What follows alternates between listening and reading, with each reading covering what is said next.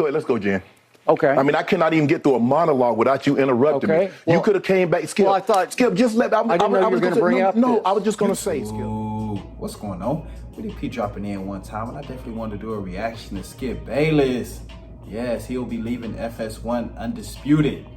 Yes, and there have been, rumors, reports that, Skip Bayless could be on his way out if, the viewership doesn't pick up. And ever since Shannon Sharpe departure, the viewership has plummeted. Yes, viewership been down. And I don't know why it took so long for people to wake up and didn't understand that Shannon Sharpe been running the show Undisputed. Skip Bayless was outdated. Shannon Sharpe was running that show, and I feel like that's part of the reason why they had a little, they're back and forth, and shit started to heat up. Shannon Sharpe on this, towards his, final months, because he felt the power of Shannon Sharpe. He felt his power in the media.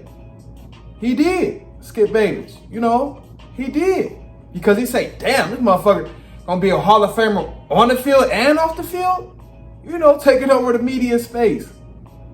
And the proof was there when Skip Bayless made his YouTube. That's a big mistake that Skip Bayless actually made, was him making his own YouTube channel, because now you had a better idea of the metrics and who actually fuck with Skip Bayless, which is very few people. Very few people. Shit, let me have a good week. I have more views than Skip Bayless some weeks. Shit. Some weeks he don't even hit a K on certain videos. Yes, Skip Bayless. And that's probably the biggest mistake. He gonna have to grind now, shit, drop every day, get on your YouTube grind. But during the time he had Undisputed, they were making their comeback and he made a YouTube. It showed everybody that you don't move the needle anymore. You don't move the needle. You don't. And then, when Undisputed was on their way back, when they had to take some time off when Shannon Sharpe had his departure, Skip Bayless was talking big shit. He said, just wait till we return. I have so many tricks up my sleeve. I'm going to be doing this. I'm going to be doing that. You're going to be sitting on a couch, Skip Bayless. Potentially. Yes, by the end of this summer. Give you some more context from the New York Post. Skip Bayless leaving Undisputed in FS1 bombshell. It is the end of an era at FS1. Skip Bayless is leaving his role as co-host of Undisputed at the network after 8 years, the Post has learned. His final show will be later this summer. It is the second consecutive summer that one of the pillars of the program has departed, as Shannon Sharpe left following the NBA Finals last year. The new iteration, which featured a rotating group of panelists with Bayless including Keyshawn Johnson, who was on just about every day, Michael Irvin, Richard Sherman, Rachel Nichols, and Paul Pierce, did not capture audiences as successfully as had Bayless and Sharpe debating one-on-one for the previous 7 years. It had nothing to do with Skip. Shannon Sharpe carried weight by himself. We see his presence in the media space. We do. Skip Bayless got his YouTube channel. Nobody even watch that shit. Ain't tuning in to that shit. Like I said, let me have a good week. Some weeks I pull in more views than Skip Bayless. No bullshit. No bullshit. It was going to be an uphill climb, as Sharpe was arguably as compelling a debate for Bayless as Stephen A. Smith had been on First Take during his time at ESPN. The show took a couple of months off last summer following Sharpe's departure and never regained the momentum. When it returned, the format was a little bit wonky.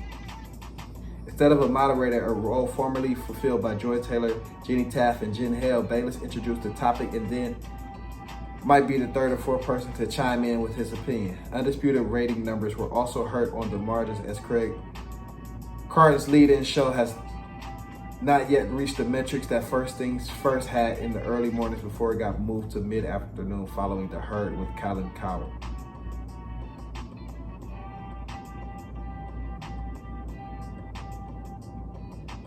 And what's crazy is Skip Bayless had not too long ago just signed a 4-year deal with FS1 worth over $32 million. So what, $8 million a year?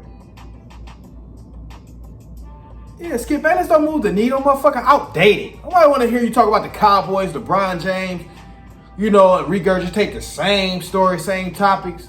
Stop it. Like, ain't nobody too much different entertainment out here for motherfuckers to just watch Skip Bayless sit up there and say the same shit every day. I'm talking 4 or 5 years ago, I was tired of Skip Bayless, because I used to turn it on. I'd be like, man, is this a rerun? This motherfucker saying the same shit I just heard him say 2 days ago or a day ago. I really used to think they were reruns. Because the motherfucker just say the same thing all the time. Don't have no energy. Like, no, I can't do it with Skip. I couldn't. And he was on the clock. We knew he was on the clock, especially after Shannon Sharpe's departure. Oddly enough, why is Shannon Sharpe trending in this direction and Skip Bayless is going downhill? Why do y'all think that? Drop some down in the comments. Why is Shannon Sharpe trending in this direction in the media space and Skip Bayless is trending in that direction, downhill? One guy going uphill, one guy going downhill. Explain that. What y'all think? Let me know what y'all think. I know y'all got an idea about something. Let me know. Drop some down in the comments. Keep the fire coming, keep it rolling. This is what I do. Best way you can help is share the video, entertaining, hit that cash app. We out.